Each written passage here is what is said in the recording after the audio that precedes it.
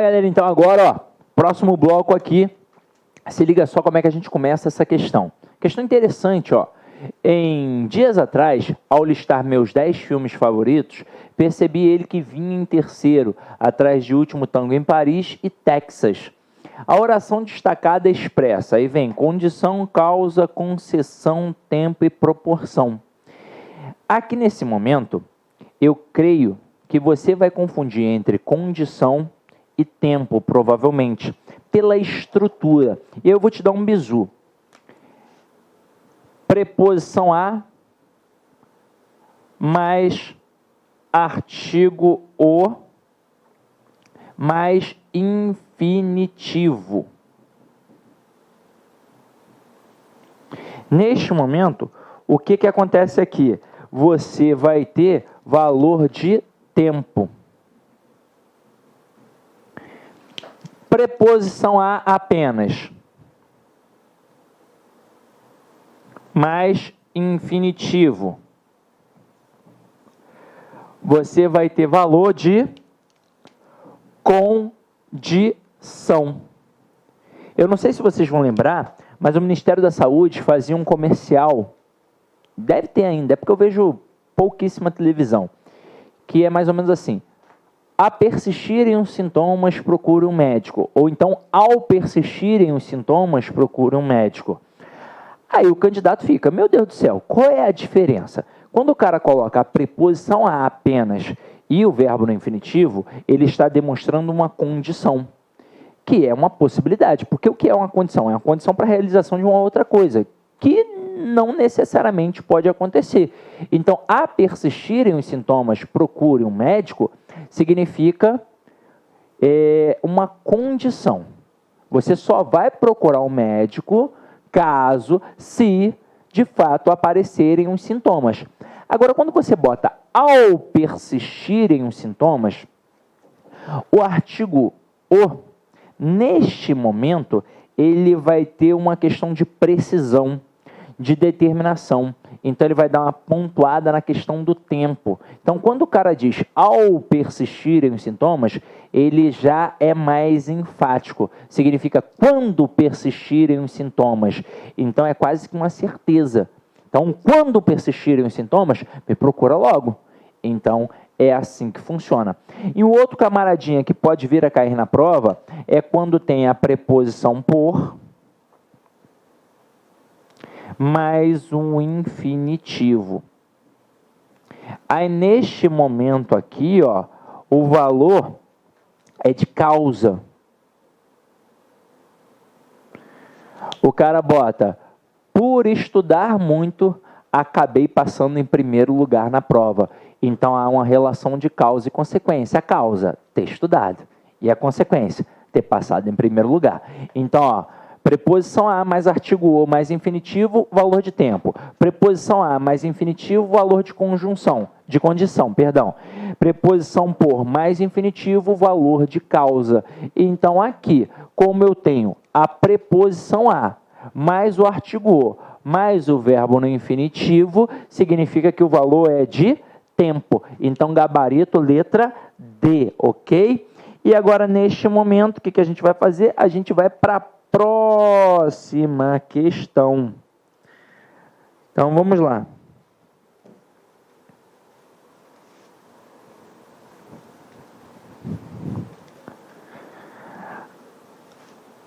A próxima questão, ela é assim, ó. A pesquisadora Michelle Carr, que estuda sonhos na Universidade de Montreal, explica que existem duas teorias dominantes. O excerto em destaque exerce a função de oração subordinada. E aí você vai ver como a relação nas provas entre o pronome relativo e a conjunção integrante é tão grande, que ali tem um quê. O cara poderia ter colocado aqui oração subordinada adverbial consecutiva. Em nenhuma das opções isso aparece. Só aparece ou a substantiva ou a adjetiva, pois, de fato, aquele avaliador tem a certeza absoluta que o aluno só confunde a conjunção integrante e o pronome relativo, pois processo de identificação da conjunção subordinativa adverbial consecutiva é muito fácil. É só buscar um intensificador. Notoriamente não tem intensificador, não tem as palavras tanto, tal, tão e tamanho, então ou é conjunção integrante ou é pronome relativo. Agora, vamos entender um pouco mais esta oração subordinada aqui. Olha o bizu. Tem o quê? Não tem? Veja se faz ou não faz referência a um termo anterior. Quem é que estuda sonhos na Universidade de Montreal? Ora, a pesquisadora Michele Carr. Então está fazendo referência ao termo anterior? Tá. Então, pronome relativo. E neste momento eu já mato que a oração é o quê? É uma oração subordinada adjetiva. E você vai perceber que o macetinho do isso não vai fazer o menor sentido aqui, ó. A pesquisadora Michele Carr, isso. Explica que existem duas teorias dominantes. Nossa, fica estranho. Parece alguma pessoa sem nexo falando. Então você já matou que ali, de fato, é um pronome relativo e é uma oração subordinada adjetiva. Só fica faltando agora matar se ela é restritiva ou explicativa. Em prova é muito mais fácil do que você imagina. Basta olhar para a questão da pontuação. Basta procurar a vírgula. Se não tiver vírgula, ela vai ser restritiva. Tendo a vírgula, ela vai ser o quê? Explicativa. Então, aqui ela é explicativa. Logo, neste momento, eu mato que o gabarito é a letra B de bola. Viram como é que foi simples? Agora, vamos aproveitar para aprofundar um pouquinho mais esse conteúdo? Se liga só. A oração subordinada adjetiva, ela é a menina dos olhos das orações, porque ela envolve classificação de oração, ela envolve pontuação e ela envolve interpretação. Então, o avaliador ele gosta desse tipo de oração. Então, eu vou colocar aqui, ó, algumas orações para a gente avaliar, tá? Então, se liga só, vou escrever aqui 6 frases. Primeira, o homem que fuma vive menos. Depois, o homem que é racional aprende com os erros. Depois, os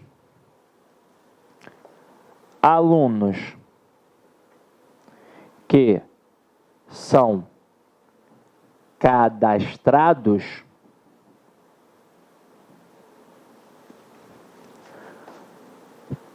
participarão do aulão. Depois, os alunos que são cadastrados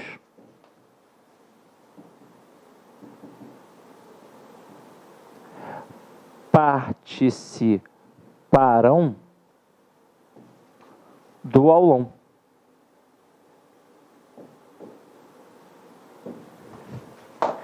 Agora aqui, ó.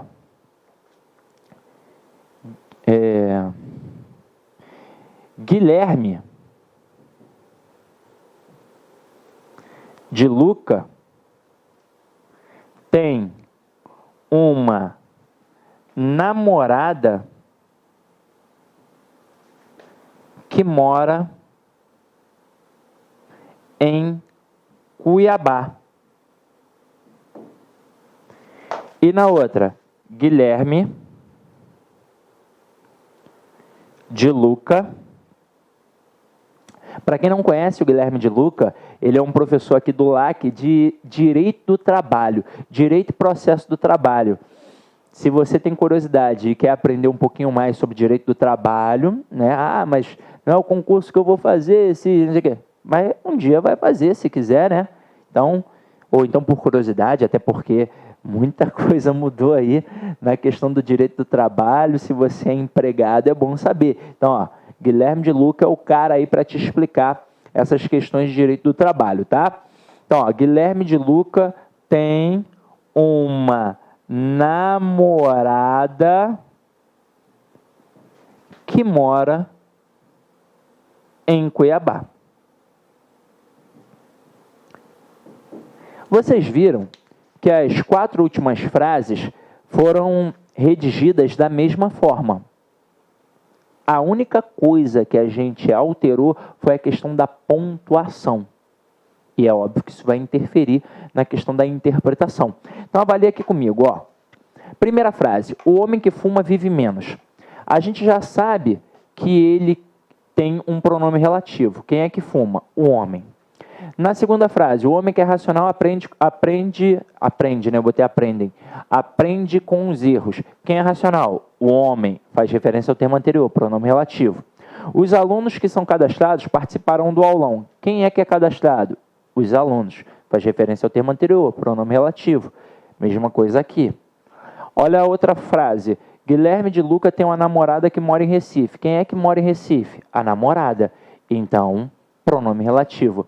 Viram como a gente não precisa de macete? Viram como o processo é basicamente simples? Aí, neste momento, eu sei que todas as orações são subordinadas adjetivas, pois elas são encabeçadas pelo pronome relativo que. E aí, como é que a gente vai diferenciar isso? Apenas pela vírgula. Quando não tem a vírgula, vai ser restritiva. Quando tem a vírgula, vai ser explicativa. Então, vamos lá. A primeira vai ser uma oração subordinada adjetiva restritiva, pois não tem vírgula. A segunda, uma oração subordinada adjetiva explicativa, porque tem a vírgula. A terceira é sem vírgula, restritiva. A quarta com vírgula, explicativa. A quinta sem vírgula, restritiva. A sexta com vírgula, explicativa. Aí agora a gente vai entender o porquê de todas elas.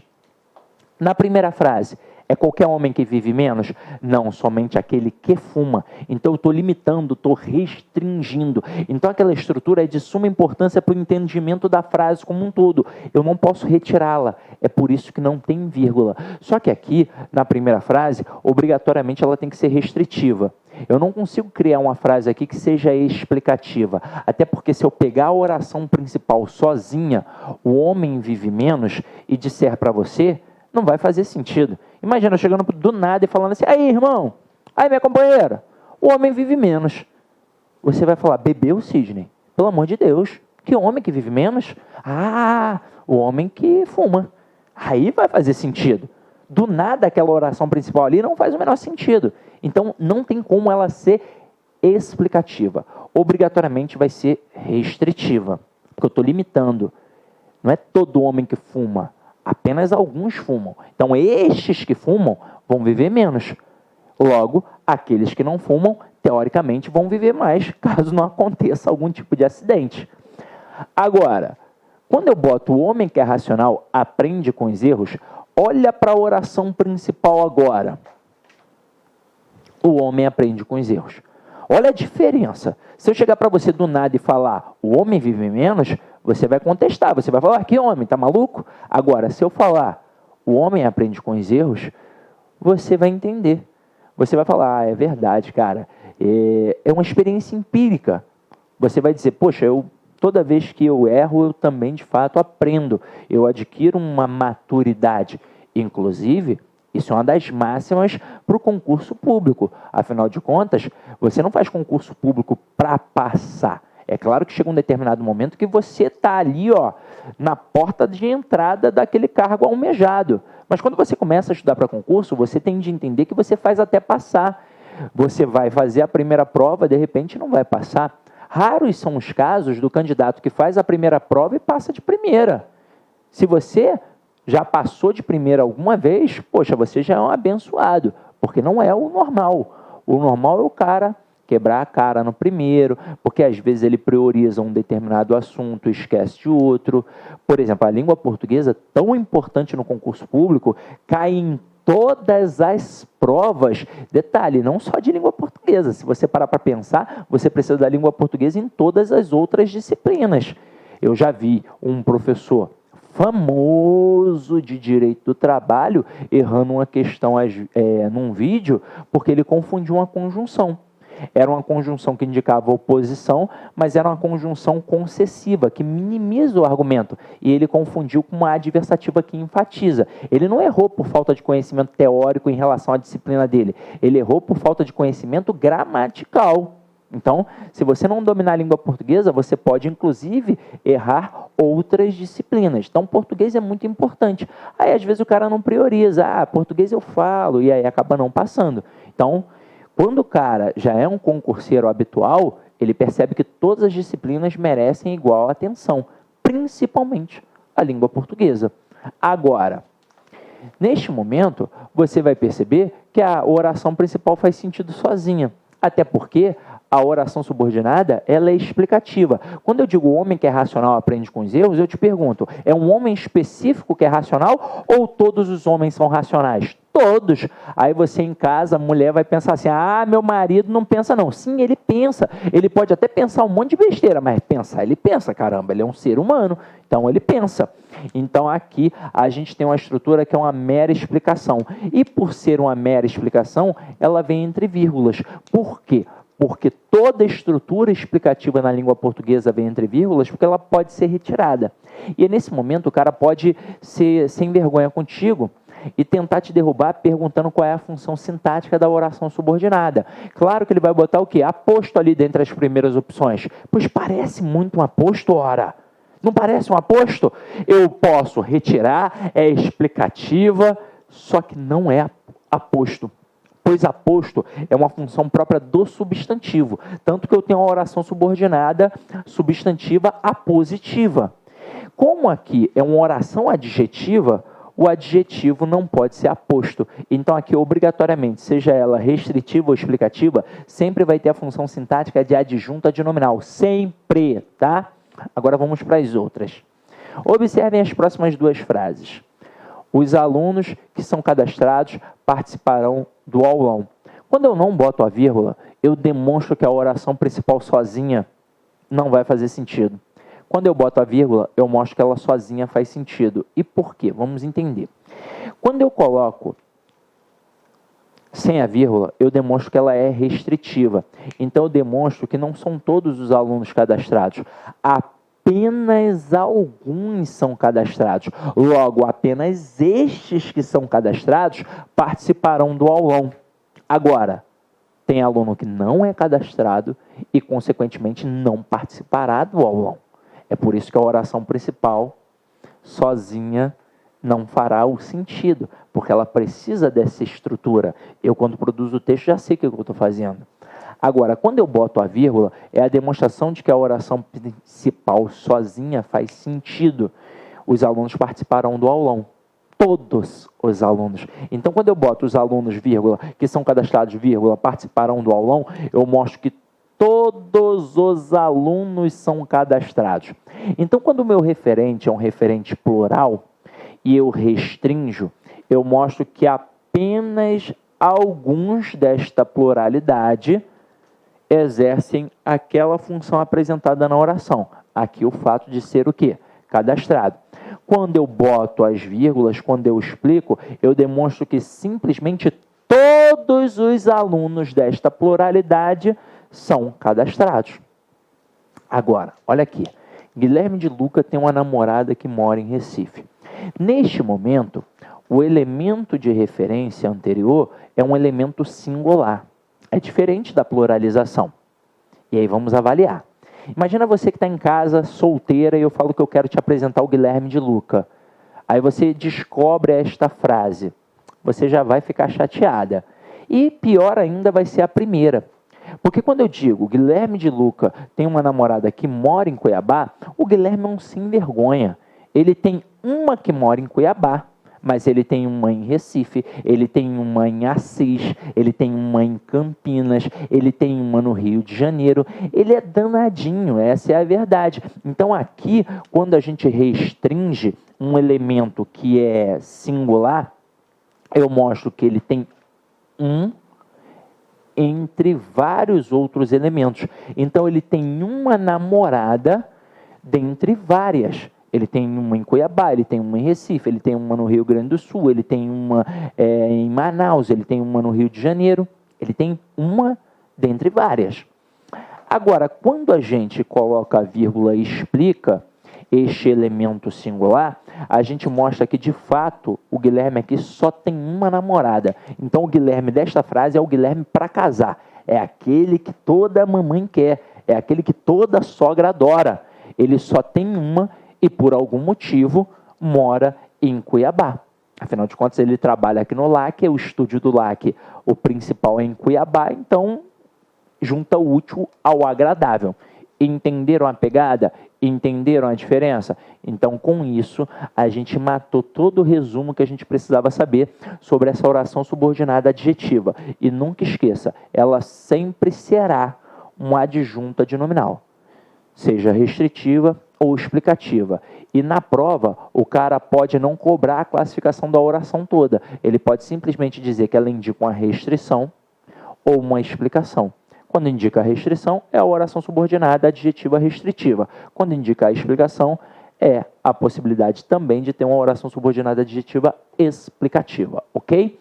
Então, vamos voltar aqui, e o gabarito a gente já matou dessa questão, que é a letra B de bola. Agora a gente vai para uma outra questão. Deixa eu só apagar aqui, ó.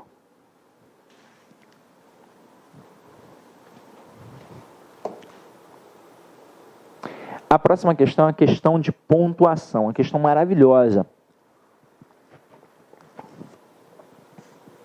Quando a gente pensa em pontuação, a gente pensa em vários elementos, vírgula, ponto e vírgula, ponto, travessão,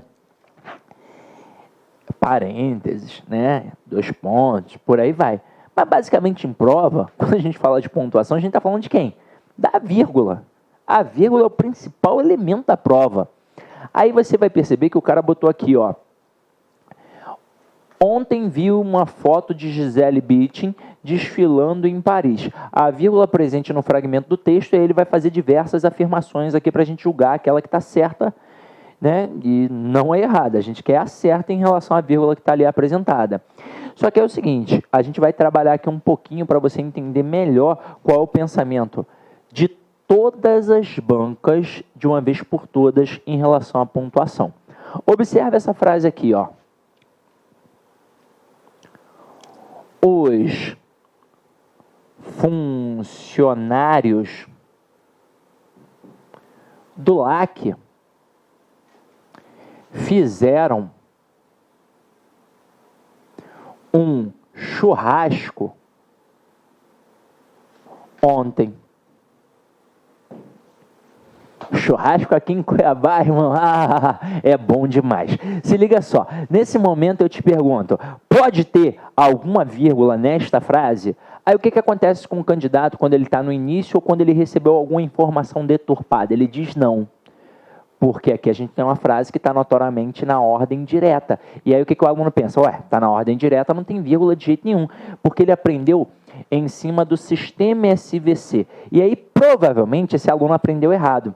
Ele gravou, e eu sei isso porque eu dou muita aula lá no Rio para turmas de língua portuguesa. Então, camarada, ele é formado em língua portuguesa e ele quer fazer o concurso para o magistério, na esfera estadual, municipal e federal.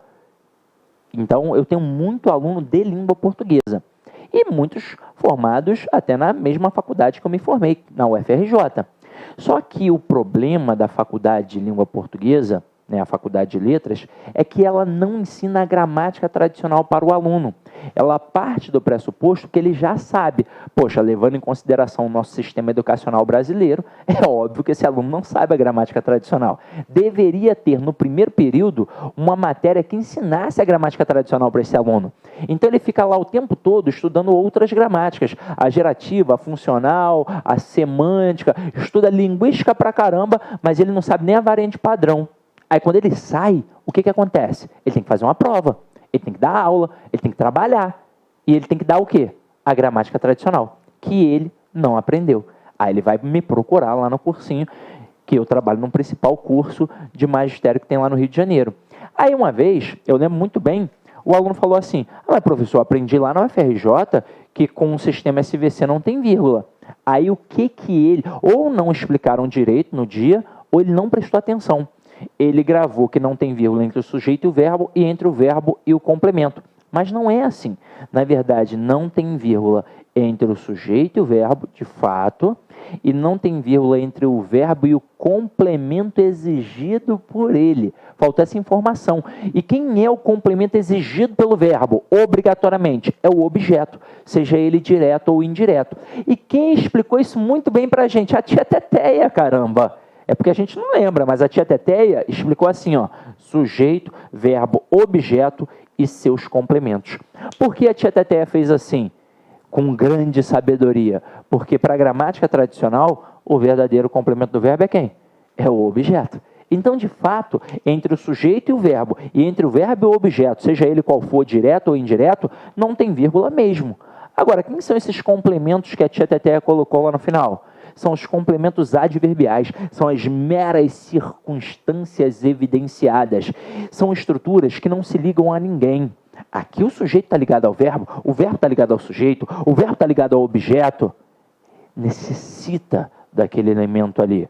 Agora, e o adjunto adverbial, que indica a circunstância? Está ligado a ninguém, tanto é que ele é migratório. Ele pode aparecer no início da frase, no meio da frase, no final da frase. Mas qual é a sua posição original? A posição original é no final da frase. E mesmo estando na posição original, cabe uma vírgula, no intuito, obviamente, de enfatizar. Então, eu posso ter aqui uma vírgula facultativa. Então, nesta frase aqui, quando a gente coloca os funcionários do LAC fizeram um churrasco ontem, se eu, ao escrever, quiser enfatizar que foi ontem, faz pouco tempo, então, galera, vamos esperar mais um pouquinho, daqui uma semana, daqui a 2 semanas, a gente faz outro churrasco, mas, poxa, hoje não, afinal de contas, poxa, nós fizemos um churrasco ontem. Pô, tô gordo pra caramba, não quero nem mais ver carne, tanta carne que eu comi. Então, nesse momento, o camarada bota a vírgula aqui. Só que é uma vírgula facultativa. E eu já te digo, se o cara fizesse isso na prova, ele já derrubaria meio mundo, pois apenas o candidato que estuda, de fato, sabe isso. Agora, as bancas, elas, na verdade, adoram cobrar este adjunto adverbial deslocado. O motivo é engraçado. O que a gramática tradicional diz? Ela diz que esse adjunto adverbial deslocado, não importa se é para o início da frase ou para o meio da frase, quando for de curta extensão, terá vírgula facultativa. E quando for de longa extensão, ou seja, grande, ele terá uma vírgula obrigatória. E aí começa o problema. Pois há uma divergência enorme entre os gramáticos, entre os autores. Tem gramático que vai dizer que 2 palavras já tornam adjunto adverbial grande. 2. Tem gramático que vai dizer que só 5 palavras tornam adjunto adverbial grande. E aí, caramba, como é que eu fico nesse samba do crioulo doido? Para nossa sorte, a Academia Brasileira de Letras, a ABL, ela já se posicionou. Para ela, 3 ou mais palavras tornam adjunto adverbial grande. Então, ó, a ABL, a Academia Brasileira de Letras, se posicionou. Disse que 3 ou mais palavras tornam adjunto adverbial grande. Então, com 2 ou uma palavra, o adjunto adverbial é o quê? Pequeno. E detalhe, não importa o tamanho da palavra. Eu já vi gente dizendo que se a palavra for grandona, é um adjunto adverbial grande. Não, pelo amor de Deus. Pode ser inconstitucionalissimamente. É uma palavra grandona, não é? Mas, se é só uma palavra, é um adjunto adverbial pequeno. Agora, as bancas têm um posicionamento diferente. Existem, na verdade, 3 posições. Existe a posição do CESP, existe a posição da FCC e existe a posição de outras bancas. Adivinha onde é que está a tua? Aqui em outras bancas. Inclusive, a Seis Gran Rio é a principal banca das outras. As outras imitam a Seis Gran Rio. A Seis Gran Rio, na minha opinião, é a melhor banca de concurso público para a língua portuguesa. Então, aqui, ó, a gente vai pensar Seis Gran Rio. O que acontece aqui? O CESP coloca no seu edital, e muitas vezes no caderno de prova, que trabalha da mesma forma que a ABL. Ou seja, 3 ou mais palavras tornam a adjunto adverbial grande, portanto, com 3 ou mais palavras, a vírgula será obrigatória. Inclusive, eles cobram isso na redação. Se você coloca uma adjunta adverbial grande e não está com a vírgula ali, você é penalizado. Agora, como a FCC se comporta? Para a FCC, não importa o tamanho do adjunto adverbial. Eles ignoram. Então, para eles, a vírgula é sempre facultativa. Sempre, sempre, sempre. Tem 5 palavras. Não importa. Vírgula facultativa. Agora, as outras bancas e a nossa especificamente. Apenas pede a justificativa. Então, se o adjunto adverbial for grande, como é que a Sesgran-Rio vai trabalhar? Ela não vai perguntar se a vírgula é facultativa ou obrigatória. Ela vai perguntar por que aquela vírgula está ali. Aí você vai dizer, está ali porque está marcando, isolando, destacando o adjunto adverbial deslocado. Beleza, matei. Agora, isso é para quando o adjunto adverbial é grande. E quando o adjunto adverbial notoriamente é pequeno? Quando tem só uma palavra. Quando tem só uma palavra, obviamente, ele é pequeno, e é pequeno para todo mundo.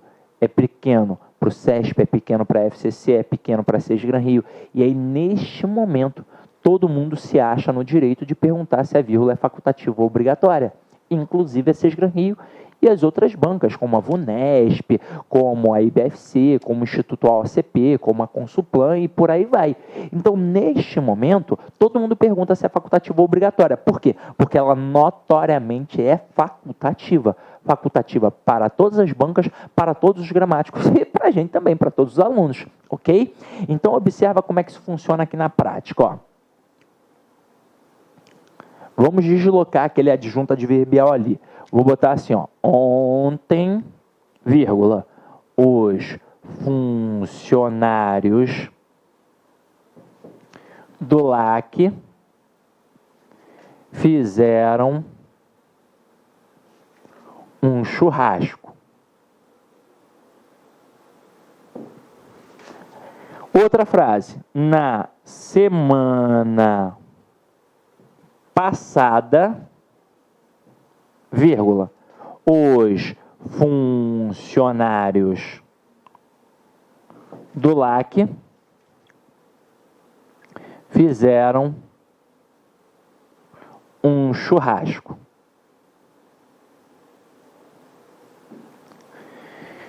Neste momento, quando a vírgula marca um adjunto adverbial pequeno, com uma palavra apenas, aqui é facultativo para qualquer banca. Facultativo para o CESP, facultativo para a FCC, facultativo para a Sesgran-Rio, facultativo para todo mundo. Tanto que é bem comum esse tipo de questão. Dentre as opções abaixo, assinale aquela que a retirada da vírgula não vai atribuir prejuízo gramatical ou semântico. Poxa, se não vai atribuir um prejuízo gramatical e nem semântico, é a vírgula facultativa. Pois a sua retirada não vai interferir em nada. Ela é facultativa. Se eu tirar a vírgula, eu mudo o sentido da frase? Não. Se eu tirar a vírgula, a frase vai ficar errada gramaticalmente? Claro que não. Então, aqui, a vírgula é, de fato, facultativa. Agora, quando a gente bota na semana passada os funcionários do LAC fizeram um churrasco, esse adjunto adverbial aqui, notoriamente é o quê? Grande. Então, aqui, a princípio, para a gramática tradicional, para a ABL, a gente tem aquilo que a gente chama de vírgula obrigatória. A Sesgran-Rio, por ser uma banca tradicional, caso um dia queira botar a cara à tapa e perguntar se esta vírgula é obrigatória ou facultativa, com certeza ela vai dizer que é obrigatória. Mas até hoje, ela pede o quê? A justificativa. Então, como é que vai funcionar aqui? Ó? Eu tenho CESP, FCC, é o CESP-Sebrasp, né? Mas o hábito de chamar de CESP é muito grande, né? Então, CESP, FCC e Sesgran-Rio. Na verdade, todas as demais bancas. Para o CESP, essa vírgula aqui vai ser como a visão tradicional. Ela vai ser obrigatória. Para a FCC, facultativa, e para a Sesgran-Rio só vai cobrar a justificativa.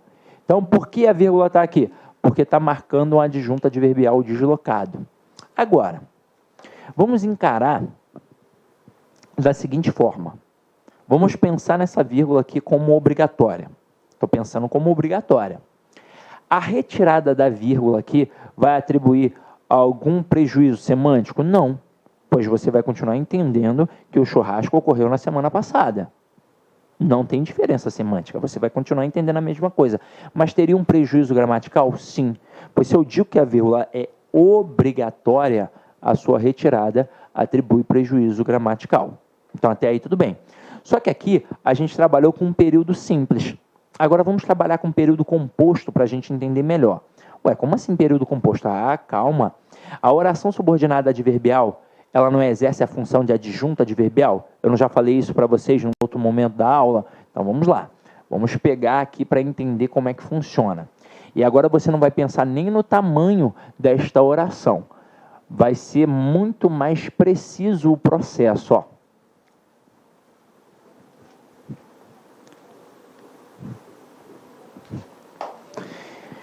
Quando eu tenho uma oração principal e depois eu coloco uma oração subordinada adverbial, concorda comigo que essa oração subordinada adverbial está exercendo a função de uma adjunta adverbial? Beleza. Se está assim, se ela está no final da frase, está na ordem direta e este adjunto adverbial está na sua posição original. Então aqui neste momento cabe uma vírgula facultativa. Agora se eu inverto isso, se eu coloco a oração subordinada adverbial no início ou no meio da frase, e aí depois eu coloco a oração principal, eu interferi na ordem direta.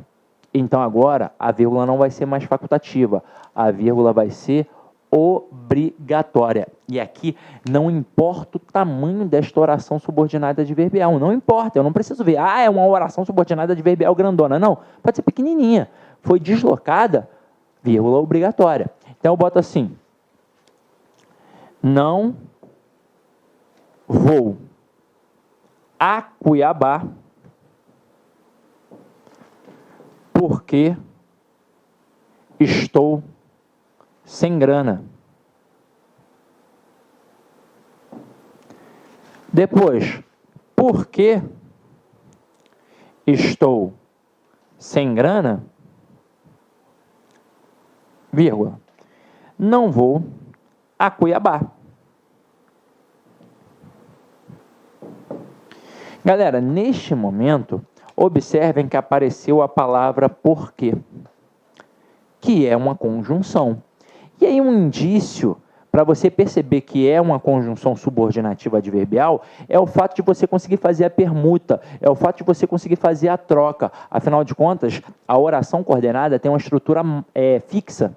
Você não consegue fazer permuta. Você tem primeiro a oração subordinada, primeira oração coordenada assindética, que é sem o conectivo, sem a conjunção, e depois a sindética, que é aquela que tem o conectivo. Já aqui na subordinativa adverbial, a gente tem uma estrutura móvel.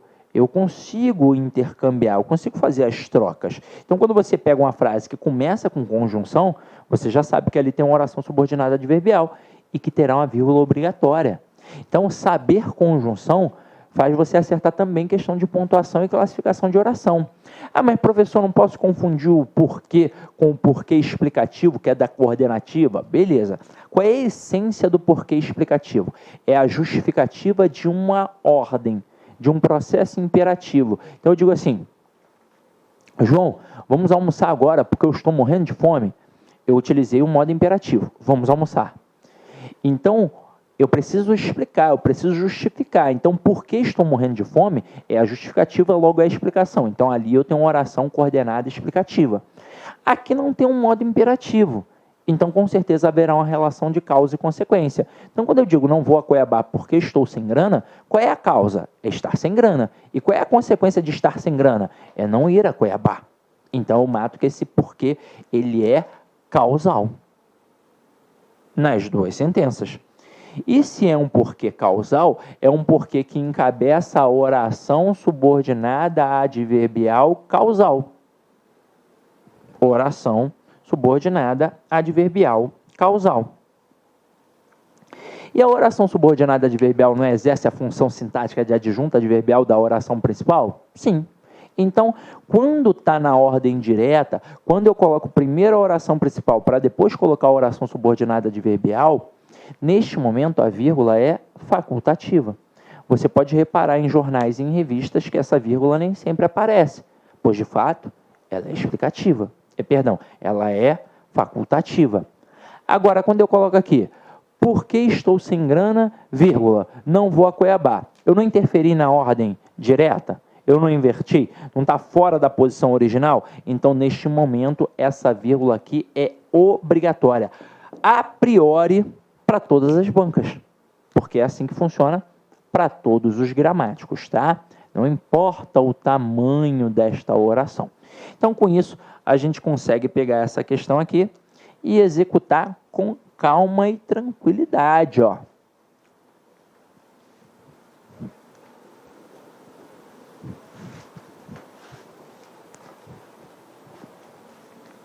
Vamos lá, galera, ó.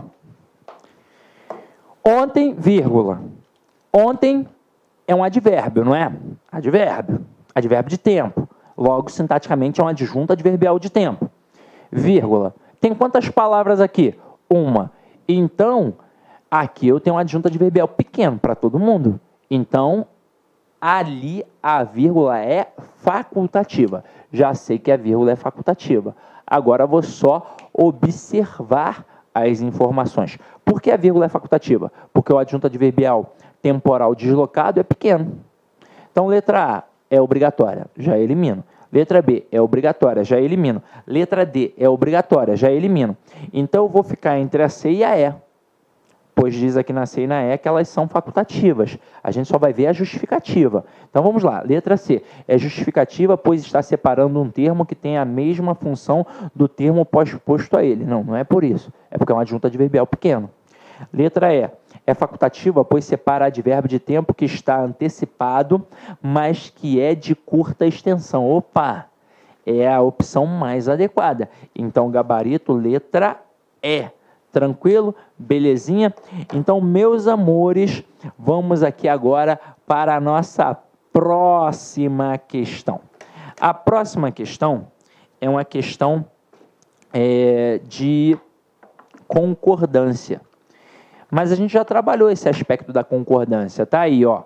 Em a maioria dos outros experimentou o primeiro cigarro até os 26 anos. O verbo em destaque, e aí tem as opções. Se liga só. Neste momento, o que vai acontecer? Você vai lembrar que a gente viu isso aqui na nossa revisão.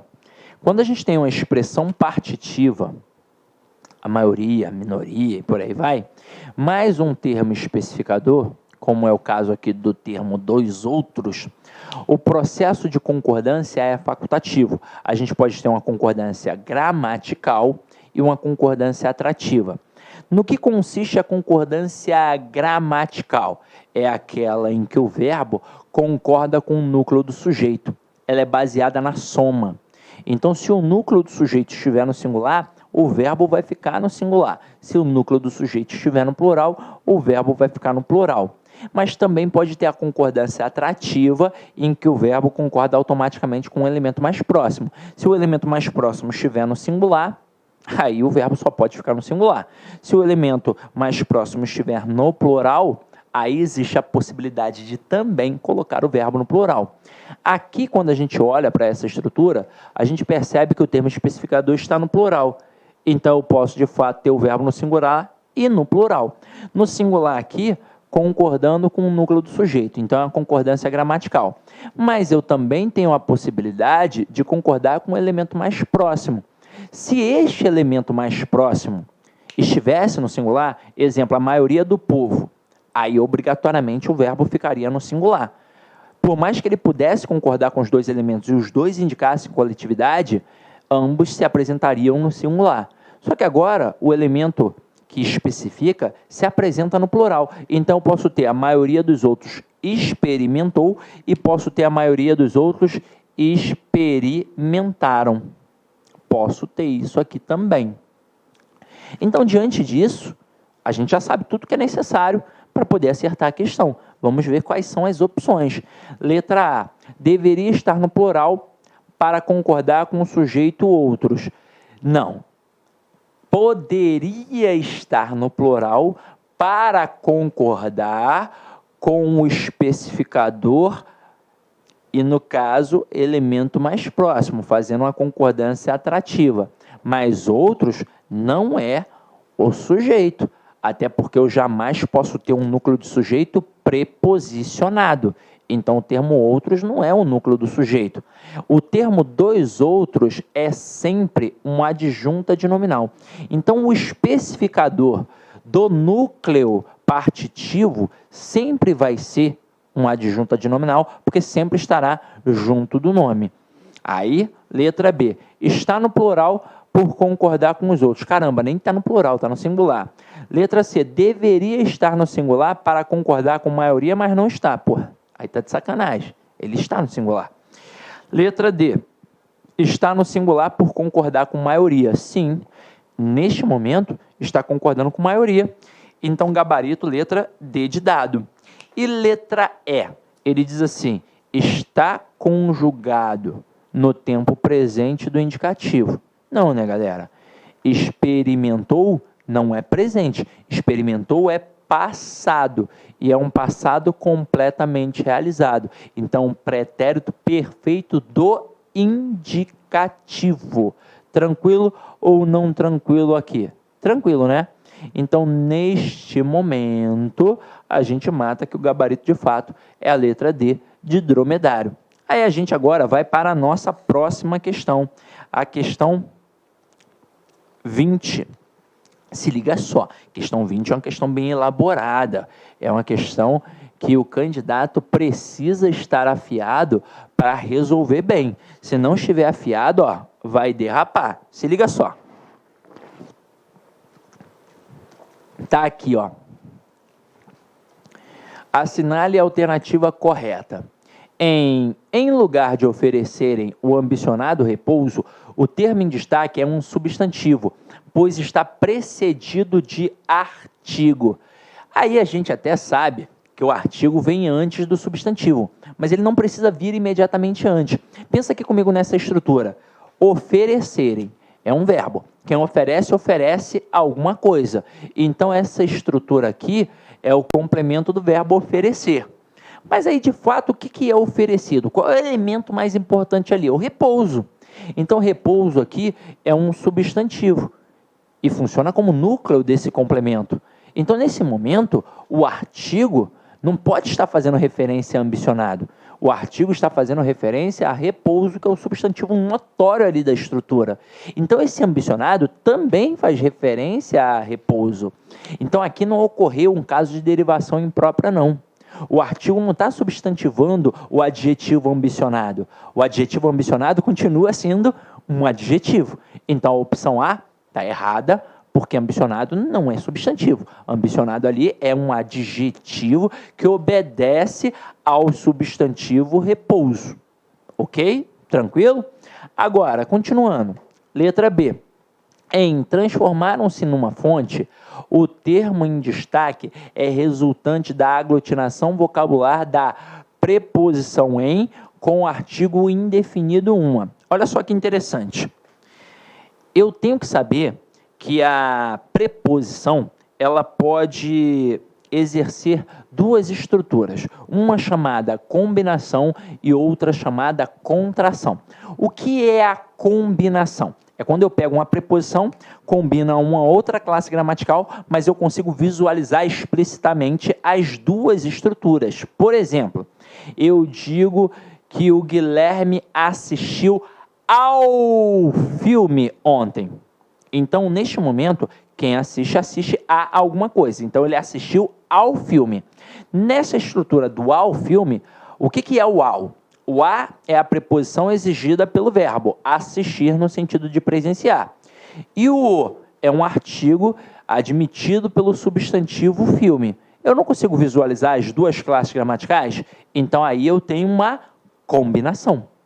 Agora, quando eu digo Guilherme gosta do livro da Turma da Mônica, então neste momento ele gosta do quê? do livro. O que é o do? Eu só estou olhando uma coisa. Explicitamente é só uma coisa. Mas é aí que o avaliador vem para te derrubar.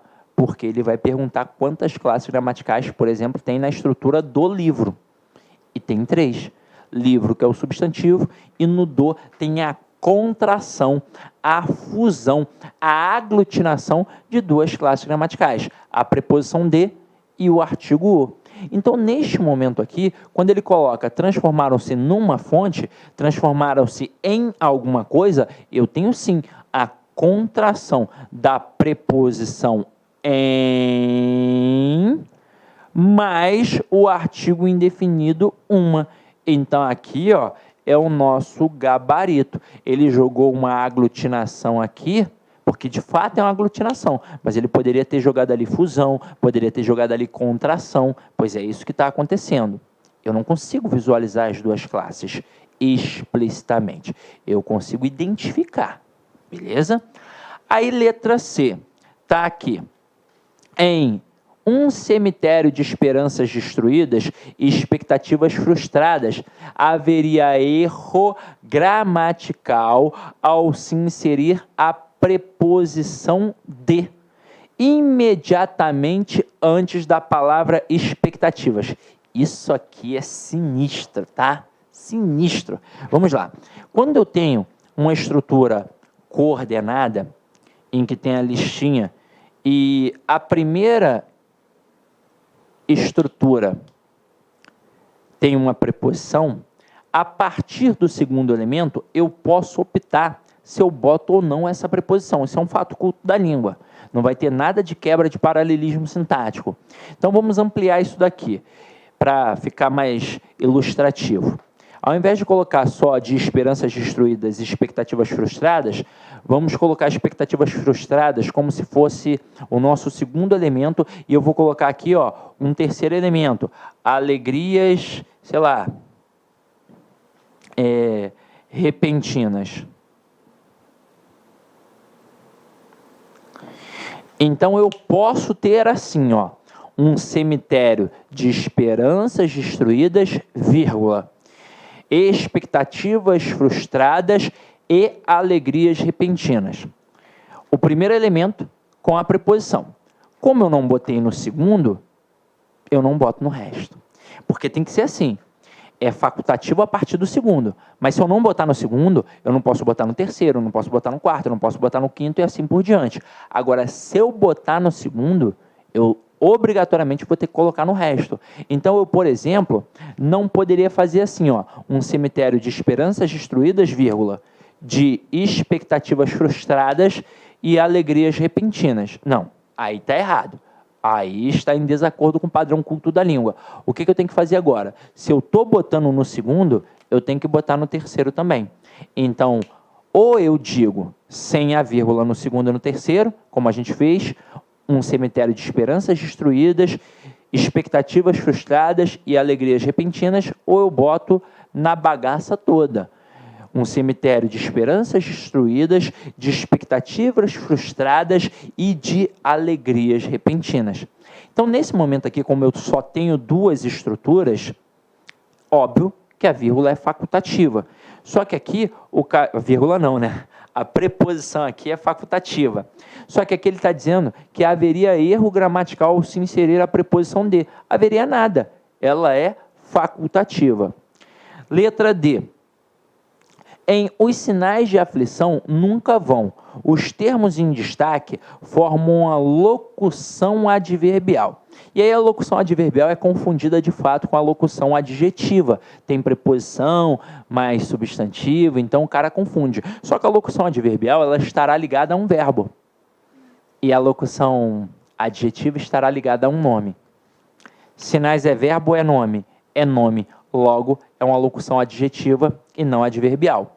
Aí na letra E aqui, ó, em esperando que em uma rede sempre haja celulares, o termo em destaque é um adjetivo. Não, o adjetivo ele indica a característica e ele é classe variável. Eu consigo pegar do masculino, jogar para o feminino, consigo pegar do singular, jogar para o plural. Agora, Aqui eu tenho um advérbio, que indica uma circunstância e que é uma classe invariável. Então, eu não consigo modificar. Eu não consigo colocar ali sempre. A palavra sempre tem que ser escrita no singular. Então, aqui, o sempre não é adjetivo, sempre é um advérbio. Logo, o gabarito, de fato, é a letra B de bola. E daqui a pouco, a gente volta para o nosso próximo bloco, tá? Então, fecha a conta e passa a régua. Ou é passa a régua e fecha a conta? Não faço a mínima ideia. Então, beijo, tchau, tchau. Clic-clac.